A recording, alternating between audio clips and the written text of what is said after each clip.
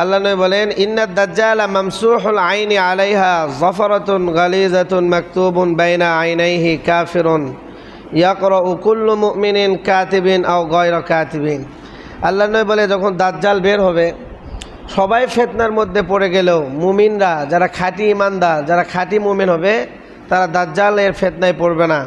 কারণ দাজ্জালের দুই চোখের মধ্যে একটা চোখ অন্ধ হবে এবং উঁচু হবে, আর দুই চোখের মাঝখানে কাফের যে লেখা থাকবে, ইয়াকরাউহু কুল্লু মুমিন, প্রত্যেক মুমিন সেটা পড়তে পারবে। প্রত্যেক মুমিন সেটা কী করতে পারবে? পড়তে পারবে।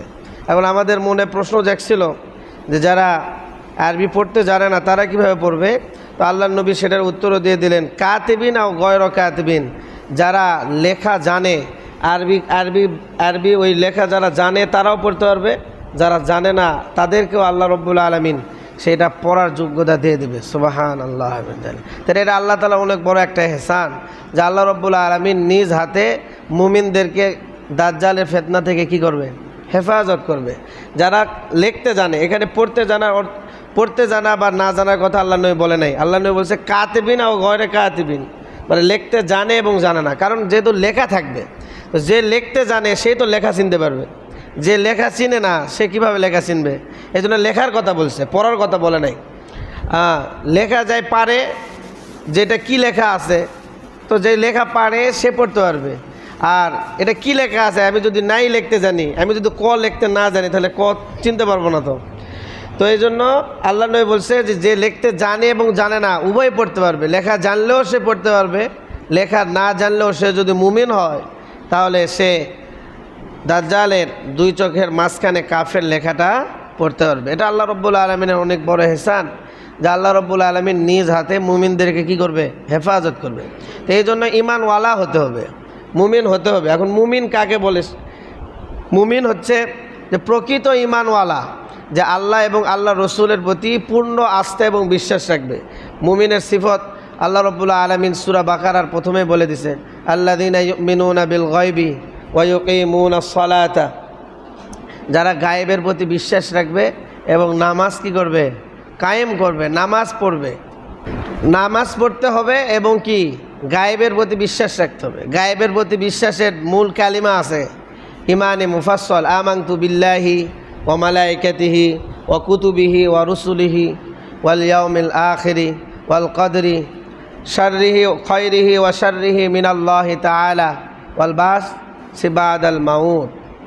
এই যে ইমানে মুফাসসাল আছে, ইমানে মুফাসসালের ভিতরে যে আল্লাহ রব্বুল আলামিনের যে 6টা গায়েবী বিশ্বাস, গায়েবী বিশ্বাসের মূল ভিত্তি যে 6টা, সে 6টা বিষয় ইমানে মুফাসসালের ভিতর আছে। আমানতু বিল্লাহ, আল্লাহ তাআলার উপর ঈমান আনা, তিনার নবী এবং রাসূলগণের প্রতি ঈমান আনা, কিতাব সময়ের প্রতি ঈমান আনা, ফেরেশতাগণের প্রতি ঈমান আনা, তাকদীরের ভালো মন্দের প্রতি ঈমান আনা, তারপরে আখিরাতের উপর ঈমান আনা এবং পুনরায় জীবিত হওয়ার উপর ঈমান আনা। এই কয়েকটার প্রতি পূর্ণ বিশ্বাস স্থাপন করার নাম হচ্ছে বিশ্বাস, ঈমান। এটার মধ্যে কোনো একটার প্রতি যদি দুর্বল হয় তাহলে সে পরিপূর্ণ ঈমানদার হতে পারবে না। তো গায়েবের প্রতি ঈমান আনতে হবে, সাথে সাথে কি করতে হবে? নামাজ পড়তে হবে, তারপরেই সে প্রকৃত ঈমানদার হতে হবে। তাহলে এইরকম প্রকৃত ঈমানদার যদি কেউ হয় তাহলে তাকে আল্লাহ রব্বুল আলামিন কি করবে? দাজ্জালের হাত থেকে হেফাজত করবে। আর যদি নরভরা ঈমানদার হয়, ঠিকমতো নামাজ কালাম পড়ি না, মৃত্যুর ভয় নাই, আখিরাতের প্রতি অতটা বিশ্বাস আমাদের নাই, তাকদীরের প্রতি বিশ্বাস নাই, এই জন্য সামান্য ক্ষতি হলেও মানুষের কি করি? মানুষকে দোষারোপ করি, কর্মকে দোষারোপ করি। অল্প কোনো ক্ষতি হলে আমরা তকদিরকে বিশ্বাস করি না, বিদায় মানুষের প্রতি রাগান্বিত হই। কেউ যদি তকদিরকে বিশ্বাস করে তাহলে সে কখনো মানুষের প্রতি কী হবে না? রাগান্বিত হবে না। তো যাই হোক, তো আল্লাহ রাব্বুল আলামিন যে কিয়ামতের আগে দাজ্জালের হাত থেকে মুমিনদেরকে হেফাজত করবেন, পড়তে জানলেও সে পড়তে পারবে, না জানলেও কি পড়তে পারবে এবং চিনতে পারবে যে সে কাফের। তার ওখানে লেখা আছে সে দাজ্জাল, এটা চিনতে পারবে। এটা আল্লাহ তাআলার ইহসান। আর যদি আমি প্রকৃতপক্ষে ঈমানদার না হয়, নরবরা মুমিন হয়, তাহলে আমি দাজ্জালকে দেখলেও চিনতে পারবো না। দাজ্জালের ফিতনায় পরে আমার ঈমান কী হয়ে যাবে? ধ্বংস হয়ে যাবে।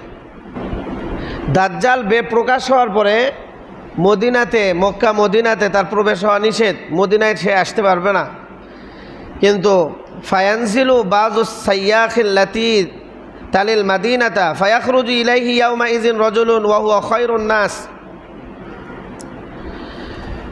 আল্লাহ নবী বলে যে দাজ্জাল প্রকাশ হওয়ার পর সে মদিনায় আসতে পারবে না, কারণ মদিনায় আসা তার জন্য হারাম, কিন্তু সে ফাঁকা একটা ময়দানে অবস্থান করবে এবং মদিনার মধ্যে থেকে একজন শ্রেষ্ঠ মানুষ, খয়রুন নাস, মানুষের মধ্যে থেকে যে অনেক ভালো হবে, অনেক ইমানদার হবে, আও মিন খিয়ারিন নাস,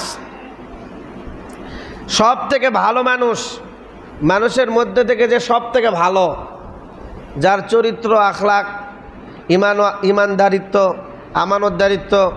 আমানতদার হবে, সত্যবাদী হবে, মানে সর্বপ্রকার গুণে গুণান্বিত ব্যক্তি, সর্বশ্রেষ্ঠ ব্যক্তি। মদিনায় দাজ্জাল যাবে না, কিন্তু মদিনা থেকে এইরকম একজন ইমানদার পূর্ণাঙ্গ এখলাসওয়ালা মানুষ মদিনা থেকে একজন ইমানদার দাজ্জালের সাথে দেখা করার জন্য আসবে। সর্বপ্রথম দাজ্জালের সাথে দেখা করতে আসবে। আসার পরে দাজ্জালকে দেখার পরে ফায়াকুলু লাহু আশহাদু আন্নাকা দাজ্জাল আল্লাযী হাদ্দাসানা রাসূলুল্লাহ হাদিসাহু। সে দাজ্জালকে দেখার পরে চিৎকার করে ঘোষণা দিবে যে আশহাদু আন্নাকা দাজ্জাল, আমি সাক্ষ্য দিচ্ছি যে তুমি দাজ্জাল। হাদ্দাসানা রাসূলুল্লাহ হাদিসাহু, যেই দাজ্জালের ব্যাপারে আল্লাহ নবী মুহাম্মদুর রাসূলুল্লাহ সাল্লাল্লাহু আলাইহি ওয়াসাল্লাম তিনার পবিত্র হাদিসে উল্লেখ করছেন তোমার ব্যাপারে, তুমিই হচ্ছে সেই দাজ্জাল। যেই ব্যাপারে আল্লাহ নবী আমাদেরকে ঘোষণা দিছে, দাজ্জালের ব্যাপারে বর্ণনা দিছে, আমি তো আল্লাহ নবীকে দেখি নাই, কিন্তু আমরা হাদিসে পড়ছি, তোমার বর্ণনা আমরা পড়ছি, অতএব আমি সাক্ষ্য দিচ্ছি তুমি হচ্ছে কি দাজ্জাল। এরপরে দাজ্জাল যখন তাকে দেখবে, তার তো অনেক অনুসারী থাকবে তখন, তো যখন সে চিৎকার মারে বলবে যে সে দাজ্জাল, সে মিথ্যুক। ফায়াকুলু দাজ্জাল আরাআইতুম ইন কাতালতু হাযা সুম্মা আহইয়াইতুহু। দাজ্জাল তখন বলবে তোমরা কি দেখতে চাও যে আমি এই ব্যক্তিকে হত্যা করার পর আবার তোমাদের সামনে আমি জীবিত করব, যে আমি তোমাদের সামনে এই ব্যক্তিকে আমি এখন হত্যা করে আবার তোমাদের সামনে আমি কি করব, জীবিত করব, এটা কি তোমরা দেখতে চাও? আতাশুক্কুনা ফিল আমরি ফায়াকুলুনা লা। এই বিষয়ে কি তোমাদের কোনো সন্দেহ আছে যে আমি একে জীবিত করতে পারবো না? এই বিষয়ে কি তোমাদের কোনো সন্দেহ আছে যে আমি যে তোমাদের রব না? যে তোমাদের রব সে জীবন দানও করতে পারে, আবার জীবন কি নিতেও পারে। তো তোমাদের কি এই ব্যাপারে কোনো সন্দেহ আছে? তোমরা যারা আমার প্রতি ঈমান আনছো, তোমাদের কি এই ব্যাপারে কোনো সন্দেহ আছে যে আমি তোমাদের রব না? আমি একে এখন হত্যা করে আবার জীবিত করতে পারবো, এই ক্ষমতা আমার আছে, আমি জীবন দান করি, আমি মৃত্যু দান করি, এই ব্যাপারে কি তোমাদের সন্দেহ আছে? তো দাজ্জালের অনুসারে সবাই বলবে না, হে আমাদের রব, আপনার প্রতি আমাদের এইরকম পূর্ণ বিশ্বাস আছে যে আপনি অবশ্যই এটা করতে পারবেন, আমাদের ঈমান এত নরভরা না। তাদের ঈমান কি হবে না? নরভরা হবে না। দাজ্জালের প্রতি তাদের পূর্ণ ঈমান। ক্বালা ফায়াকতুলুহু সুম্মা ইউহয়িহি। এরপরে আল্লাহ নিয়ে বলে যে অতঃপর দাজ্জাল ওই ব্যক্তিকে, ওই মুমিনকে যে মদিনা থেকে দাজ্জালের সাথে দেখা করার জন্য আসছে, তাকে হত্যা করবে, করার পরে আবার তাকে জীবিত করবে। ফায়াকুলু হিনা ইউহয়িহি। এরপরে জিন্দা করবে, আবার জীবিত করবে, জীবিত করার পরে তাকে বলবে যে দেখো আমি তোমাকে জীবন দান করলাম, এখন মানো আমি তোমার রব, আমি দাজ্জাল না, আমি তোমার কি রব, তুমি কি মানো আমি তোমার রব, আমি তোমাকে হত্যা করছি, করার পরে আবার আমি তোমাকে কি করলাম, জীবন দান করলাম। ওই মুমিন বলবে ওয়াল্লাহি মা কুনতু ফিকা কত্তু আসাদ্দা বাসীরাতান মিন্নি আলআন। ওই ব্যক্তি বলবে এখন তো আমার আরও পূর্ণাঙ্গ বিশ্বাস হয়ে গেছে, আগে তো অল্প একটু ছিল, এখন আরও বেশি বিশ্বাস হয়ে গেছে যে তুমি দাজ্জাল, তুমি কি দাজ্জাল, এটার প্রতি আর কোনো সন্দেহ নাই। আগে যদি সন্দেহ থাকতো তারপরও এখন তুমি যে আমাকে হত্যা করে আবার জীবিত করলা, এই করার পরে আমার ভিতরকার সন্দেহ চলে গেছে, এখন আরও পরিষ্কার হয়েছে যে তুমি কি দাজ্জাল, তুমি দাজ্জাল। ক্বালা ফায়ুরিদু দাজ্জালু আন ইয়াকতুলাহু ফালা ইউসাল্লিতু আলাইহি। এরপরে দাজ্জাল তাকে আবার হত্যা করার জন্য চেষ্টা করবে, কিন্তু আল্লাহ নবী বলে এরপরে তাকে আর কি করতে পারবে না, হত্যা করতে পারবে না, তাকে আর হত্যা করতে পারবে না। তো এরকম ঈমানদার, তাহলে এখন চিন্তা করেন যেই বান্দা মদিনা থেকে দাজ্জালের এই ভয়ানক অবস্থা দেখার পরেও দাজ্জালের সামনে এসে দাজ্জালের মুখে বলবে যে তুমি একজন দাজ্জাল, আমি তোমাকে চিনে ফেলতেছি, তাহলে তার ঈমান কি আমাদের মতো ঈমান? হ্যাঁ, মনে নেই, জানে যে এখন যদি আমি মনে করেন যে এই ডাকাতের সামনে যা বলি যে তুই ডাকাত, তাহলে সে আমাকে হত্যা করবে। এই কথা জানার পরেও ডাকাতের সামনে যা প্রকাশ্যে সত্য কথা বলা, এটা কি কম সাহসের কথা না বড় সাহসের কথা? বীর একবারে সাহসী ব্যক্তি ছাড়া কেউ জালিমের সামনে সত্য কথা বলতে পারে না।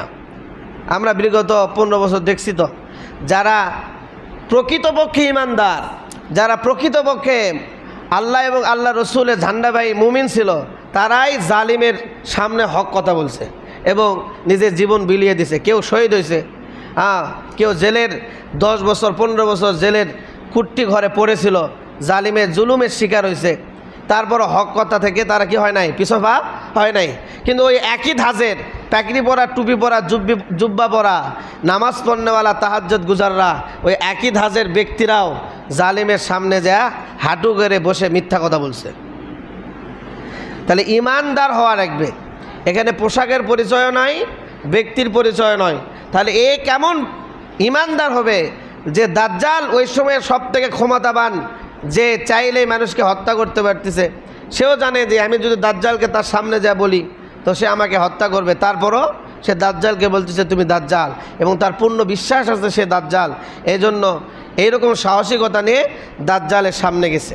আল্লাহ নবী আর একটা মুমিনের ঘটনা উল্লেখ করতেছে যে দাজ্জালের সামনে যে মুমিনদের অবস্থান কেমন হবে, আর আল্লাহ রাব্বুল আলামিন মুমিনদেরকে দাজ্জালের ফিতনা থেকে হেফাজত করবে। এক তো দাজ্জালকে দেখলেই মুমিনরা চিনতে পারবে, মুমিন ছাড়া কেউ চিনতে পারবে না। দ্বিতীয়ত মুমিনদেরকে আল্লাহ রাব্বুল আলামিন নিজ হাতে হেফাজত করবে, কুদরতিভাবে হেফাজত করবে, যে দাজ্জাল তাদের কোনো ক্ষতি করতে পারবে না। তো এক মুমিন যখন দাজ্জাল প্রকাশ হবে, দাজ্জাল প্রকাশ হওয়ার পরে একটা মুমিন মাসিহুদ দাজ্জালের সাথে দেখা করার জন্য, অর্থাৎ দাজ্জালের সাথে দেখা করার জন্য রওনা হবে, যে কোথায় দাজ্জাল আছে আমি তার সাথে দেখা করব। তো রওনা হতে প্রতিমধ্যে রাস্তার ভিতরে তার বাহিনী, দাজ্জালের বাহিনীর সাথে সাক্ষাৎ হবে। সরঞ্জাম অস্ত্রপাতি নিয়ে দাঁড়িয়ে আছে পাহারাদাররা। তো তাকে জিজ্ঞেস করবে যে তুমি কোথায় যেতে চাও? আমি দাজ্জালের সাথে দেখা করতে চাই, দাজ্জালের সাথে দেখা করতে যেতে চাই। তো তাদেরকে বাহিনীরা তাকে জিজ্ঞেস করবে দাজ্জালের বাহিনী যে তুমি যে দাজ্জালের সাথে দেখা করতে চাচ্ছ, আমাদের রবকে তুমি দাজ্জাল বলতেছ, এরকম দুঃসাহস তোমার কোথা থেকে আসলো? তুমি কি আমাদের রবের প্রতি এখনও ঈমান আনো নাই? সে মুমিন বলবে যে না, আমি তার প্রতি এখনও ঈমান আনি নাই, আমি জানি সে দাজ্জাল, আমি তার সাথে দেখা করতে যেতে চাই, তাকে দেখতে চাই যে সে আসলে কোথায় আছে, তার সাথে আমার সাক্ষাৎ দরকার।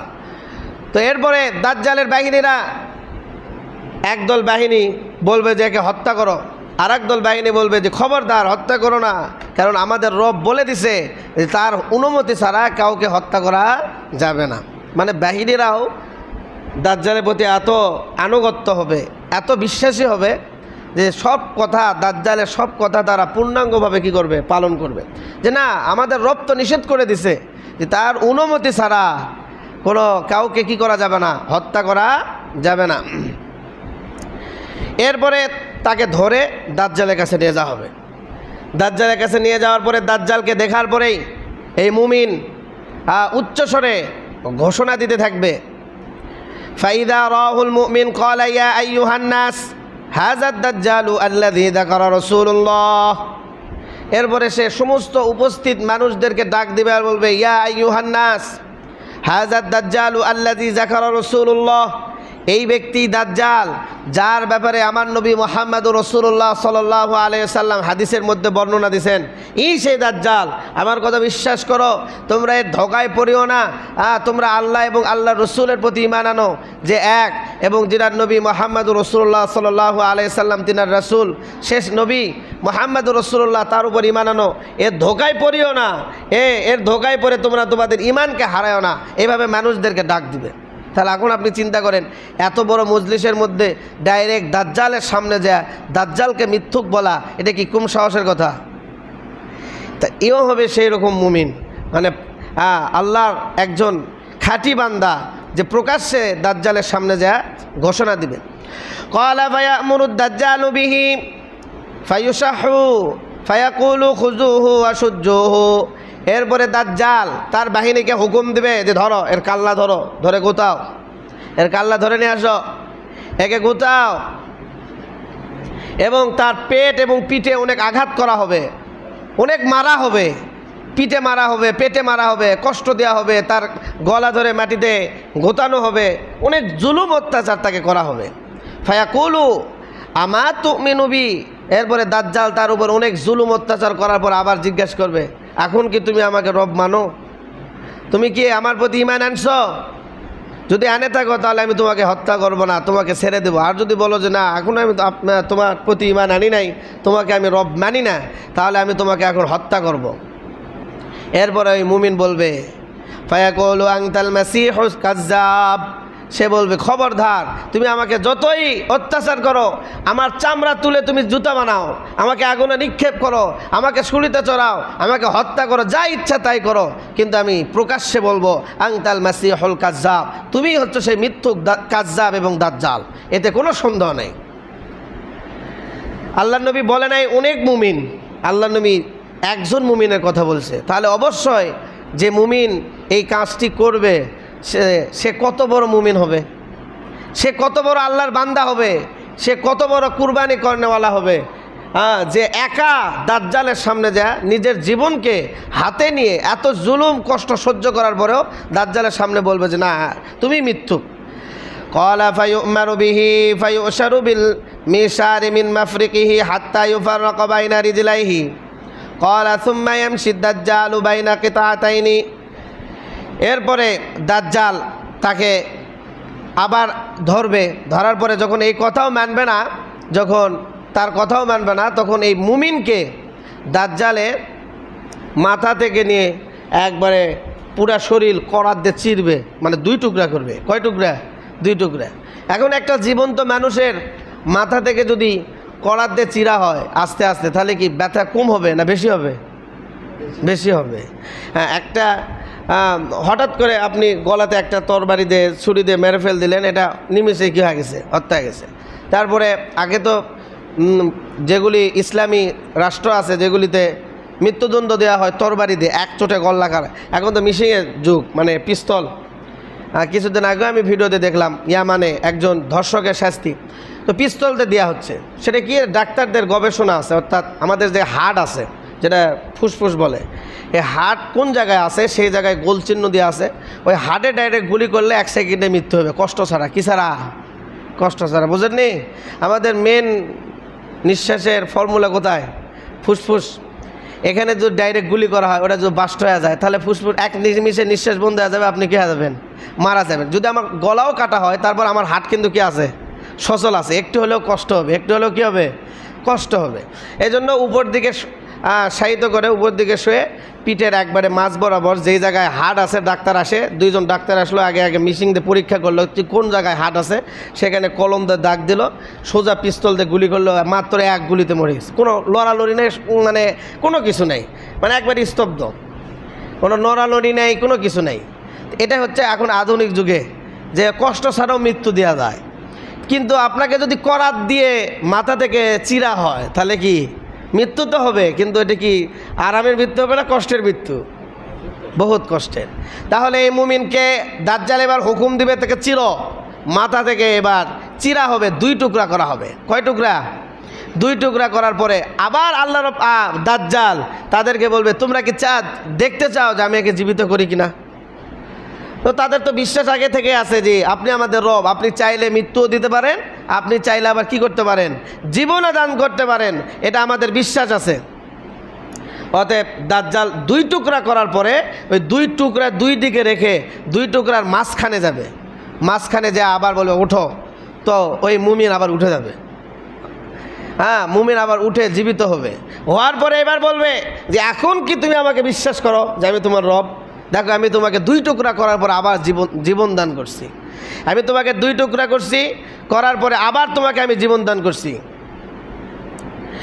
এরপরে মুমিন আবার চিৎকার মার বলবে মানুষদেরকে যে তোমরা ধোঁকা খেও না, ইয়া আইয়ুহান নাস ইন্নাহু লা ইয়াফআলু বাদি বিআহাদিম মিনান নাস, তোমরা ধোঁকা খাও না, সে আমাকে কষ্ট দিছে, আমাকে হত্যা করে 2 টুকরা করছে, কিন্তু এটা বিশ্বাস রাখো এই দাজ্জাল দ্বিতীয়বার আর কোনো মুমিনের সাথে এই কাণ্ড করতে পারবে না, মানে দ্বিতীয়বার আর কারোর সাথে এই কাজ করতে পারবে না। কারণ এটা সে তো সেই সময় আসলেও সে প্রকৃত মুমিন, সে হাদিস কোরআন পড়ে যাবে, বুঝেননি? আর আল্লাহ নবী হাদিসে বলছে দাজ্জাল যাকে একবার, যে মুমিনকে একবার আক্রমণ করবে, ওই মুমিন যদি দাজ্জালের সাথে পেরে যায়, মানে জয়লাভ করতে পারে, তাহলে দাজ্জাল দ্বিতীয়বার মুমিনের সাথে পারবে না, ওর সাথে আর কী করবে না, পারবে না, একবারই জিততে পারবে। কয়বার? একবার হয় হত্যা করবে, না হলে কোনো ক্ষতি করবে একবার, দ্বিতীয়বার আর ওই মুমিনের কোনো ক্ষতি করতে পারবে না। তো এটা তো তার বিশ্বাস আছে, এই জন্য ইয়া আইয়ুহান নাস ইন্নাহু লা ইয়াফআলু বাদি বিআহাদিম মিনান নাস, খবরদার এই ঈদে দাজ্জাল এটা এই কাজ যে আমার সাথে করলো, আমাকে হত্যা করে আবার যে জীবিত করলো, এটা দ্বিতীয়বার আর কোনো মুমিনের সাথে করতে পারবে না, অতএব তোমরা এর কাজে ধোঁকা খেও না। এরপর আল্লাহ রাব্বুল আলামিন দাজ্জাল তখন তাকে হত্যা করার জন্য বলবে যে গলা জবাই করো, গলা আলাদা করে দাও, গর্দান থেকে গলাটাকে আলাদা করে দাও। আল্লাহ রাব্বুল আলামিন এই মুমিনের গলাটাকে পিতলের গলা বানিয়ে দেবে। আল্লাহু আকবার। সে 1000 তরবারি চালাইলে, 1000 ছুরি চালাইলে গলার কি হবে না, কাটবে না, গলার কাটবে না।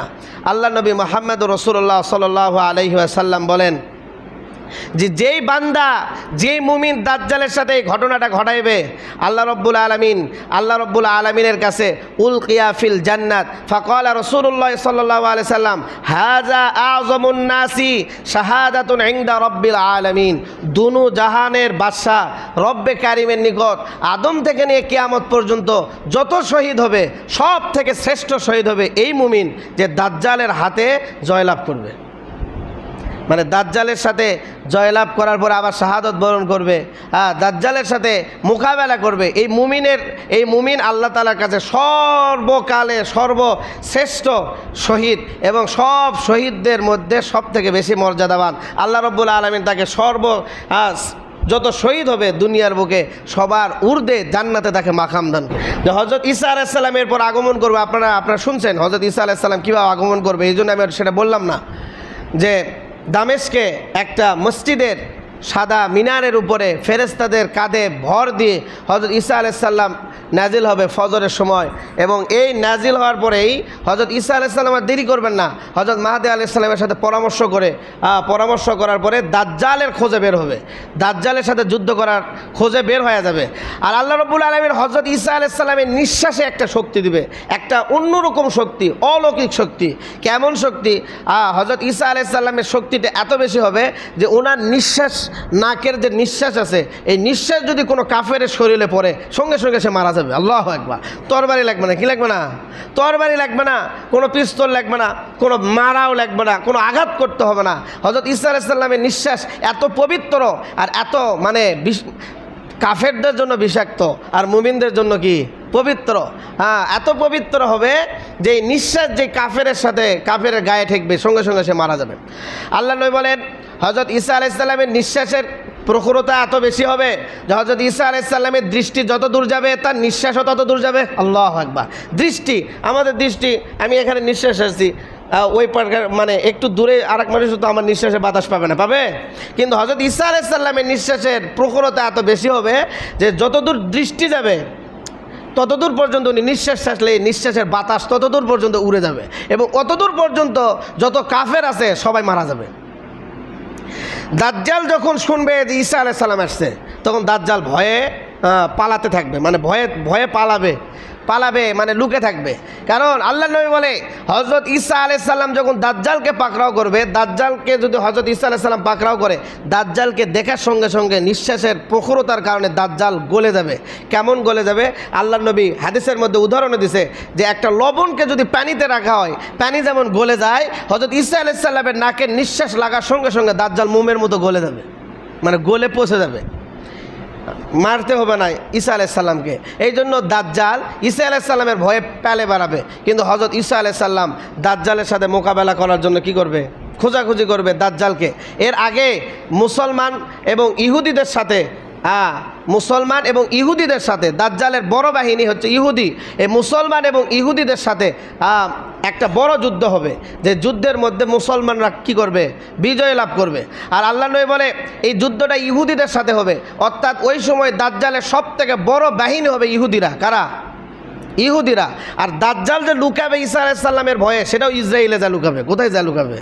ইসরায়েলে যা লুকাবে। হাদিসে স্পষ্ট আল্লাহ নবী বলে দাজ্জালের সাথে মুসলমানদের সাথে যে ইহুদিদের যুদ্ধ হবে, এমন প্রখর যুদ্ধ হবে, মুসলমানরা বিজয় লাভ করবে। আল্লাহ নবী বলে যে পাথর, গাছ এবং যেগুলি আছে এগুলি তলে যায় দেয় আপনার ইহুদিরা লুকাবে ভয়ে ভয়ে। লুকানোর পরে তাদেরকে যখন মুসলমানরা যাবে তখন গাছ তাদেরকে বলে দিবে, ফায়াকুলুল হাজার ওয়া শাজার ইয়া মুসলিমু ইয়া আব্দাল্লাহ হাযা ইহুদিয়ুন খলফি ফাতাআল ফাকতুলহু, যে হে মুসলমান এদিকে আসো, এদিকে আসো মুসলমানের বাহিনী, আমার পিছনে একজন ইহুদি লুকে আছে। পাথর বলবে আমার পিছনে একজন ইহুদি লুকে আছে, এদিকে আসো। গাছ বলবে আমার পিছনে একটা ইহুদি লুকে আছে, এদিকে আসো। একে হত্যা করো। একে কী করো? হত্যা করো। অর্থাৎ পৃথিবীর বুকে আর কোনো ইহুদি থাকবে না, সব ইহুদিকে, সব বেঈমান কাফেরদেরকে মুসলমানরা কী করে ফেল দিবে? হত্যা করে দিবে, হত্যা করবে। শুধু একটা গাছের পেছনে ইহুদিরা লুকাবে, সেই গাছ বলবে না। সেই গাছের নামও আল্লাহ নবী বলে দিয়েছেন, ইল্লার গরকদা ফা ইন্নাহু মিন শাজারাতিল ইয়াহুদ। এটা হচ্ছে ইহুদিদের গাছ, যে গাছের নাম হচ্ছে গরকত। গরকত কি গাছ? গরকত হচ্ছে মরুভূমিতে পাথরের ভিতরে একটা গাছ হয়। আমাদের সমাজে দেখবেন রাস্তার সাইডে কাঁটা জাতীয় একটা ঝুপটি গাছ হয়, মানে শরীরে খেলে কাটা কাটা ঝুপটির মতো। এটা হচ্ছে মরুভূমিতে পাথরের ভিতরে এই গাছটা হয়। গাছটা অনেক ঝুপটি হয়, মানে ঝড় গাছের মতো হয়, কিন্তু শরীরে অনেক কাটা থাকে। এটা মরুভূমিতে আছে। আপনারা বাইতুল মুকাদ্দাসে যদি আল্লাহ তাআলা কোনোদিন কাউকে এখান থেকে নিয়ে যায় ফিলিস্তিনে, তাহলে বাইতুল মুকাদ্দাসের আশেপাশে এই গাছ এখনও বিদ্যমান। ইহুদিরা এই গাছের পিছনেও লুকাবে ঝোপ দেখে, কিন্তু এই গাছ তাদেরকে বলবে না। এবং বাইতুল মুকাদ্দাসের আশেপাশে এই গাছ আছে, ইহুদিরা এই গাছটাকে নিজের গাছ বলে এই গাছেরও পূজা করে। তারা এই গাছেরও কী করে? পূজা করে। আল্লাহ নবী বলে শুধু এই একটা গাছ পৃথিবীর বুকে, যে গাছ ইহুদিদের কথা, তাদের পিছনে যে ইহুদি লুকে থাকবে, এটা বলবে না। এছাড়া যত গাছ আছে সব গাছ বলে দিবে যে আমার পিছনে কি আছে? ইহুদি আছে, আমার পিছনে ইহুদি আছে, তাদেরকে কী করো? ধরো। এরপরে হযরত ঈসা আলাইহিস সালাম দাজ্জালকে পাবেই। কোথায় পাবে? সেটাও বনি ইসরায়েলেই পাবে। আল্লাহ নবী বলেন যে হযরত ঈসা আলাইহিস সালাম দাজ্জালকে হত্যা করবে, সেটা হচ্ছে আপনার বর্তমান যে শহর, আরবিতে বলছে বিবাবি লুদ্দিন, লুত শহরের দরজায়, গেট, লুত শহরের গেটে হযরত ঈসা আলাইহিস সালাম দাজ্জালকে হত্যা করবে। লুত শহর এটা হচ্ছে বর্তমান, এটা ফিলিস্তিনের একটা প্রাচীন শহর, বর্তমান ইসরায়েলের ভিতর আছে। অর্থাৎ তেল আবিবের নাম শুনছেন তো, যেটা হচ্ছে ইসরায়েলের মেন কেন্দ্র। এই তেল আবিবের দক্ষিণ পূর্বে প্রায় 15 কিলোমিটার দূরত্বে, 15 কিলোমিটার দূরে ইসরায়েলের বর্তমান আন্তর্জাতিক যে বিমানবন্দর আছে, রেলগুলিয়ান বিমানবন্দরের কাছেই এই শহর অবস্থিত। নাম হচ্ছে লর্ড শহর, যেটাকে ইংরেজিতে লর্ড বলা হয়, আর আরবিতে লুদ্দুন বলে। এই ইংরেজিতে লর্ড শহর, এটা ইসরায়েলে বর্তমান বেনগুরিয়ান বিমানবন্দরের কাছে তেল আবিবের প্রায় 15 কিলোমিটার দূরে অবস্থিত। এই লর্ড শহরের গেটে, মানে প্রবেশদ্বারে হযরত ঈসা আলাইহিস সালাম দাজ্জালকে ধরবে এবং সেখানেই দাজ্জালকে হত্যা করবে। আল্লাহ নবী বলে ঈসা আলাইহিস সালামকে দাজ্জালকে হত্যা করার প্রয়োজন হবে না। তাকে দেখে সঙ্গে সঙ্গে দাজ্জাল অটোমেটিক লবণ যেরকম পানিতে পড়লে গলে যায়, এরকম গলে মৃত্যুবরণ করার উপক্রম হবে। কিন্তু হযরত ঈসা আলাইহিস সালাম নিজ হাতে, আল্লাহ নবী বলেন নিজ হাতে তাকে কি করবে? হত্যা করবে। এবং তাকে যে নিজ হাতে হত্যা করবে, হত্যা করার পরে তার হাতে দাজ্জালের রক্ত লেগে থাকবে, সেটা এসে আবার মুসলমানদেরকে দেখাবে, দেখো তোমরা বিশ্বাস করো যে আমি দাজ্জালকে কী করে আসছি? হত্যা করে আসছি। তাছাড়া মানুষের ভিতর সন্দেহ থাকতে পারে যে হযরত ঈসা আলাইহিস সালাম যদি বলে যে মারা গেছে, মানুষ যদি নাও বিশ্বাস করতে পারে। এই জন্য হযরত ঈসা আলাইহিস সালাম ওই আশায় থাকবেন না, মারা তো যাবেই, তারপরেও ঈসা আলাইহিস সালাম নিজ হাতে দাজ্জালকে কী করবে? হত্যা করে তার রক্ত হাতে ভরা থাকবে।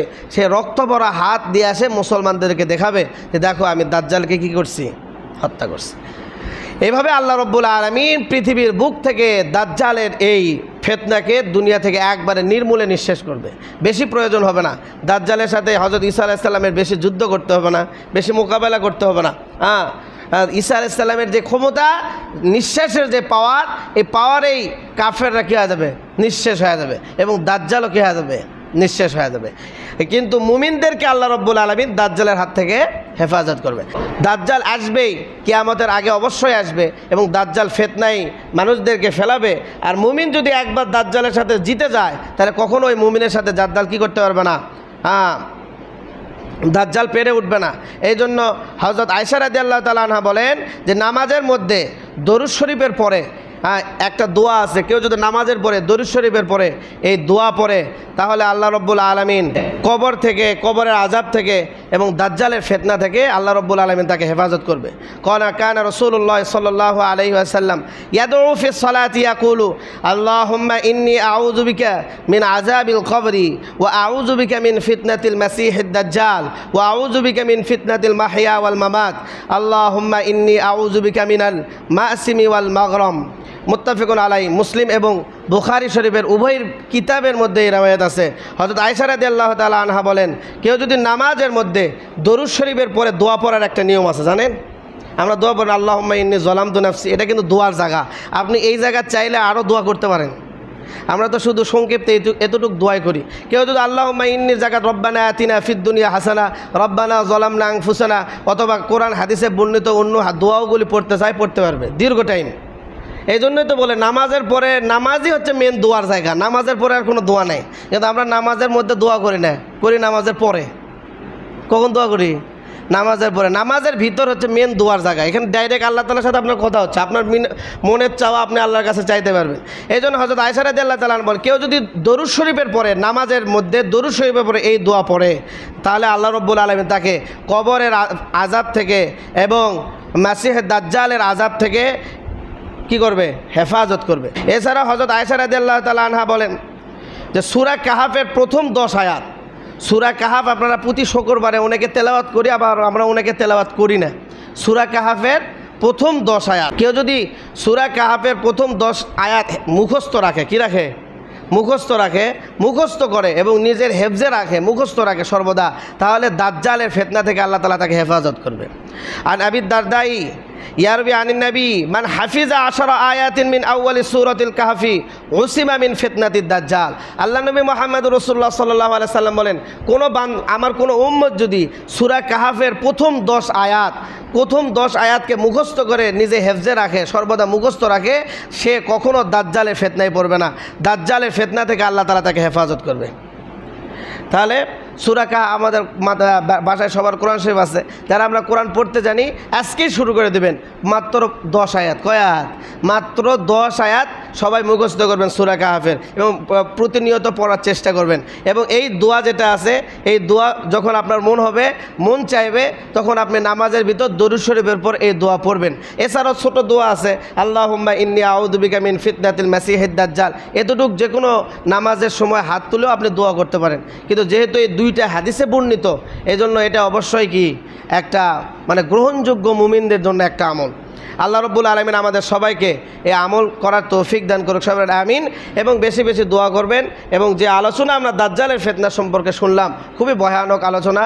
এগুলি আলোচনা আপনারাও বাসায় বিবি, বাচ্চা এবং নিজের বন্ধু বান্ধবদের সাথে আলোচনা করবেন, যাতে আল্লাহ রব্বুল আলামিন আমাদের সবাইকে দাজ্জালের এই মহা ফিতনা থেকে হেফাজত করুক।